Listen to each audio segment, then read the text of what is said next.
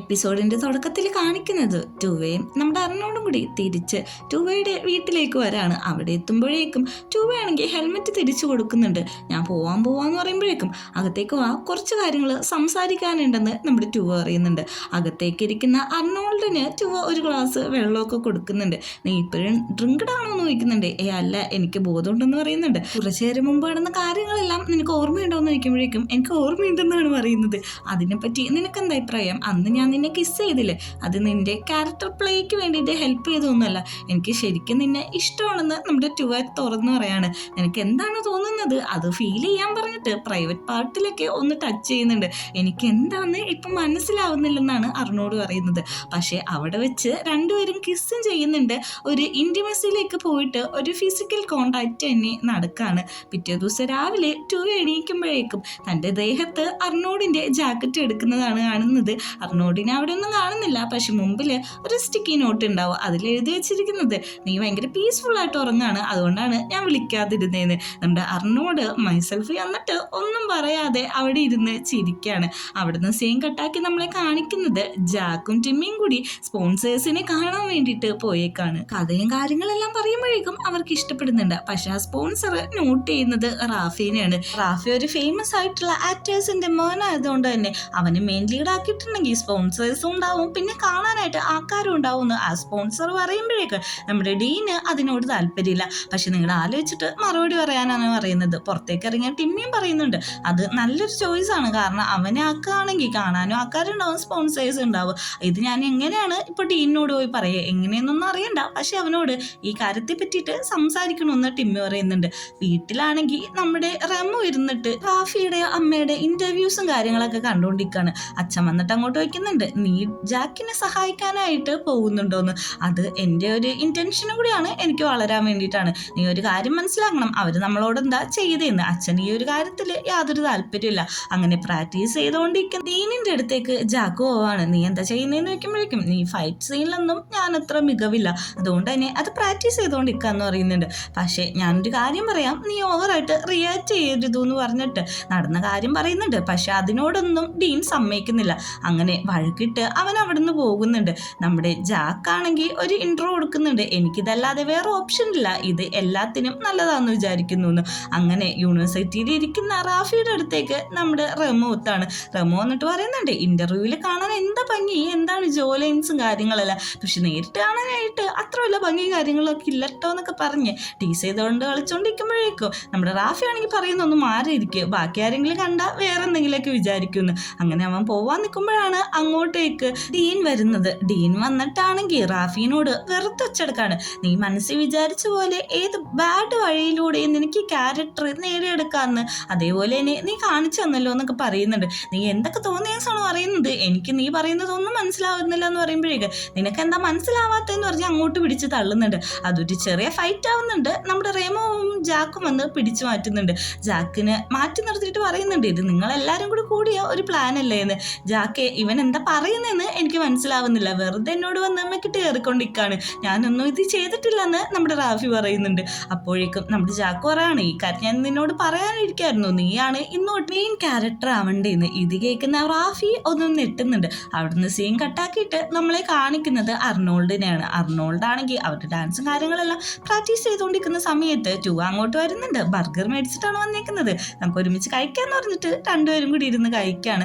അപ്പോഴേക്കും നമ്മുടെ ടൂവ വയ്ക്കുന്നുണ്ട്, നമ്മുടെ ഒരു റിലേഷൻഷിപ്പിനെ പറ്റി ക്ലാരിറ്റി കിട്ടിയോന്ന്. അത് എന്താണെന്ന് എനിക്ക് മനസ്സിലാവുന്നില്ല, അത് കൺവേ ചെയ്യാൻ പറ്റുന്നില്ല. ഒരു സിറ്റുവേഷൻഷിപ്പ് ആയാലും എനിക്ക് കുഴപ്പമില്ലെന്ന് നമ്മുടെ ടൂവ ക്ലിയർ ആയിട്ട് പറയാണ്. പെട്ടെന്ന് അവൻ്റെ കയ്യിലെ ബർഗർ താഴെ വീഴുന്നുണ്ട്. അതെടുത്ത് കഴിക്കാൻ മുമ്പ് അർണോട് പറയാണ്, അത് കഴിക്കണ്ട, എൻ്റെ നിന്ന് കഴിച്ചോളാം. എന്നിട്ട് അവൻ പറയുന്നുണ്ട്, ഞാനില്ലാതെ നീ എങ്ങനെയാണ് സർവൈവ് ചെയ്യാൻ പോകുന്നതെന്ന്.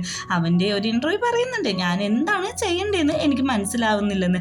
അവൻ എന്ത് തീരുമാനം എടുത്താലും അതിന് എനിക്ക് ഓക്കെ ആണെന്നാണ് നമ്മുടെ ടൂവ പറയുന്നത്. തിരിച്ച് പ്ലേ സ്റ്റേഷനിലെത്തിയ ഡീൻ ആണെങ്കിൽ അവൻ്റെ ഫോട്ടോസും കാര്യങ്ങളെല്ലാം അവിടുന്ന് പറിച്ചു കളയുന്നുണ്ട്. അങ്ങോട്ട് ജാക്ക് വന്നിട്ട് പറയുന്നുണ്ട്, എടാ നീ ഇങ്ങനെ ബഹളമൊന്നും ഉണ്ടാക്കല്ലേ, ഞാൻ പറയുന്നത് എന്താണെന്നൊന്നും മനസ്സിലാക്ക്.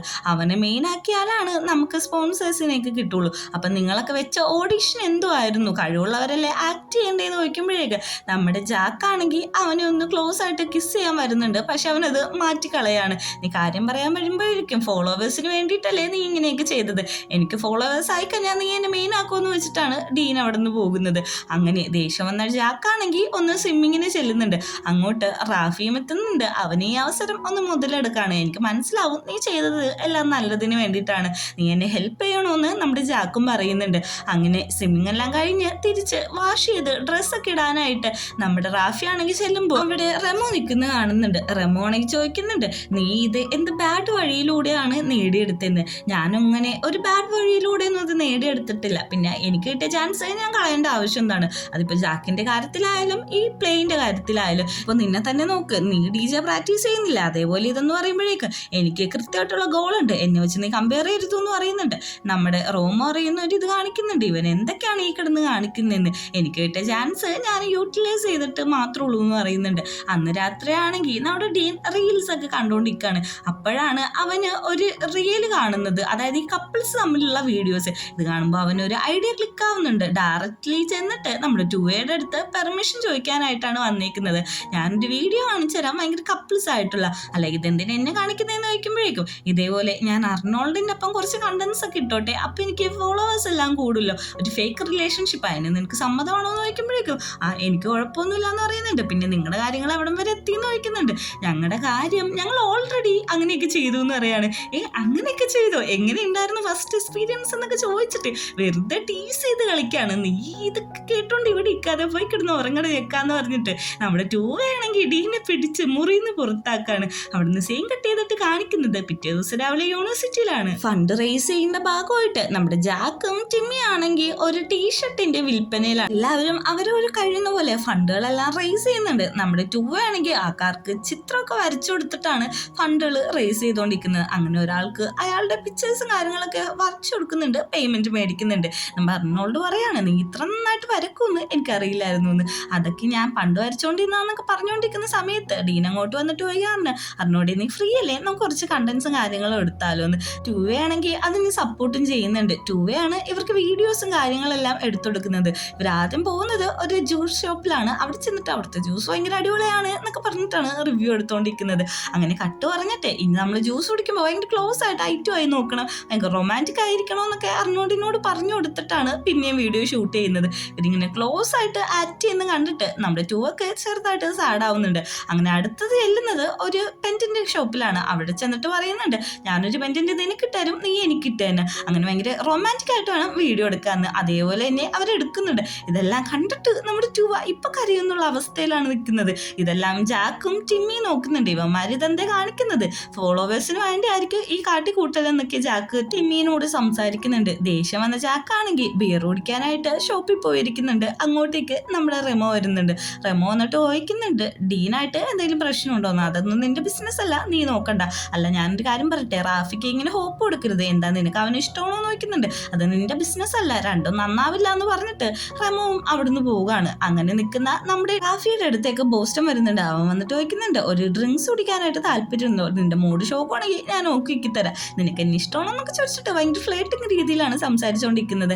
ഇതെല്ലാം മാറി നിന്ന് റെമോ നോട്ട് ചെയ്യുന്നുണ്ട്. അങ്ങനെ അർണോൾഡിനോട് നമ്മുടെ 2A ആണ്, നിനക്ക് അങ്ങനത്തെ വീഡിയോസ് ഒക്കെ മേക്ക് ചെയ്യാനായിട്ട് ഇഷ്ടമല്ലെങ്കിൽ നീ എന്നോട് പറയണം കേട്ടോ, ഞാൻ അവനോട് പറഞ്ഞ് മനസ്സിലാക്കിക്കോളാന്ന്. എനിക്ക് കുഴപ്പമൊന്നുമില്ല എന്ന് പറയുന്നുണ്ട്. എന്നിട്ട് നമ്മുടെ 2Aയുടെ ഒരു സെൽഫ് കാണിക്കുന്നുണ്ട്. അവൻ പറയാണ്, എനിക്കത് പ്രശ്നമൊന്നുമില്ല, പക്ഷെ അവർ ഒരുമിച്ച് ഇന്ന് കാണുമ്പോഴേക്കും എനിക്ക് ഭയങ്കരമായിട്ട് ഫീൽ ആവുന്നു എന്ന്. അവിടെ നിന്ന് സീൻ കട്ടാക്കിയിട്ടുണ്ടെങ്കിൽ രാത്രിയാണെങ്കിൽ റാഫിയും ബോസ്റ്റോ ആണെങ്കിൽ ഭയങ്കര ബിയറൊക്കെ കുടിച്ചിട്ട് ക്ലോസ് ആയിട്ട് ഇങ്ങനെ കിസ് ചെയ്യാനായിട്ട് വരുന്ന അതേ സമയത്ത് അങ്ങോട്ടേക്ക് റോമോ വന്നിട്ട് ഒരു ഇടി കൊടുക്കുന്നുണ്ട്. നീ എന്തിവിടെ ചെയ്യുന്ന പാസ്റ്റേഡെന്ന് ചോദിച്ചിട്ടാണ് അവൻ ഇവിടെ വന്നേക്കുന്നത്.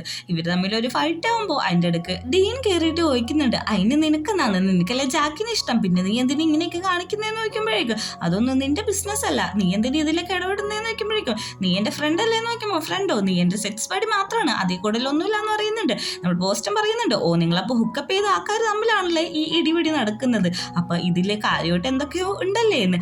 ഇത് കാണുന്ന നമ്മുടെ റമോ പറയാണ് നിങ്ങൾ എന്തെങ്കിലുമൊക്കെ ചെയ്തോ, ഇവന്റെ ഹുക്കപ്പ് ചെയ്തോ, എനിക്കതിലൊരു കുഴപ്പമില്ല എന്ന് പറഞ്ഞിട്ട് അവൻ അവിടുന്ന് പോകുന്നുണ്ട്. യൂണിവേഴ്സിറ്റിയിലാണെങ്കിൽ അർണോഡിനും നമ്മുടെ ഡീനും വേണ്ടിയിട്ട് കുറച്ച് പ്രോഗ്രാംസ് ഒക്കെ ഈ പിള്ളേര് കണ്ടക്ട് ചെയ്യുന്നുണ്ട്. അതായത് ഈ കപ്പിൾസ് കളിക്കുന്ന പ്രോഗ്രാംസ്. ഇവരുടെ വീഡിയോസ് ഒക്കെ ഇപ്പൊ കുറച്ച് ഹിറ്റായല്ലോ. അതേപോലെ അവരുടെ ഫാൻസ് ഒക്കെയാണ് അവിടെ വരുന്നത്. ഈ വീഡിയോ ഷൂട്ട് ചെയ്യുന്ന നമ്മുടെ ടൂവക്കും സങ്കടമാവുന്നുണ്ട്. അങ്ങനെ അർണോഡ് ഡീൻ എന്ന് പറഞ്ഞ ഒരു ഹാഷ്ടാഗ് വരെ അവർ ഇറക്കുന്നുണ്ട്. അവിടെ കുറെ ഗെയിംസ് ഒക്കെ കളിക്കുന്നുണ്ട്. ഇതെല്ലാം ജാക്കിന് സാഡാവുന്നത്. ഡീനാണെങ്കിൽ ഒന്ന് വാച്ച് ചെയ്യുന്നുണ്ട്. പ്രോഗ്രാം എല്ലാം കഴിഞ്ഞ് നിൽക്കുന്ന നമ്മുടെ ഡീനോട് ചോദിക്കുന്നുണ്ട്, നീ എന്തിനിങ്ങനെ കാണിക്കുന്നതെന്ന്, നിനക്ക് ഫോളോവേഴ്സ് അല്ലേ വേണ്ടത്, ഫോളോവേഴ്സ് ഞാൻ ഉണ്ടാക്കി തരാം, ഇനി നിനക്ക് എന്നെ മാറ്റാൻ പറ്റുമോ എന്ന് ചോദിക്കുന്നുണ്ട്. ഈ ഒരു സീനും കാണിച്ചിട്ടാണ് 5ാമത്തെ എപ്പിസോഡ് അവസാനിക്കുന്നത്.